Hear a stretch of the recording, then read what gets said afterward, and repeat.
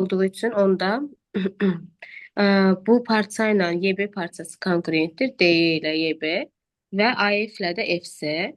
Deməli burada F bu DB-də də Y orta nöqtədir. Ona görə və biz baxırıq üçbucaq birinci ADB-yə və ADB üçbucağında orta xətt ağlımıza gəlir. Orta xətti çəksək, orta xətti çəkəndə deməli burada AD-nin orta nöqtəsi olacaq, həm də burada K nöqtəsini qeyd eləsək və burada da YK parçası bərabər olacaq nəyə?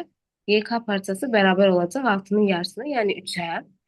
Sonra K və F-i birləşdirsək, K və F-i birləşdirəndən sonra burada K da F də orta nöqtə olduğu üçün KF də orta xətt olacaq, amma ADC üçbucağın orta xəttidir. Ona görə də DC-nin yarısına olacaq və olacaq 4. Deməli, burada KF də 4 oldu və bizə deyir X-i qiymətləndir. X-in ən böyük tam sayısı neçədir?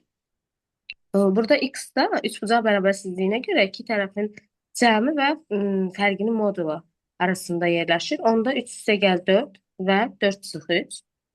X da 7 və 1 aralığındadır. Ən böyük qiyməti olacaq 6. Bu qədər.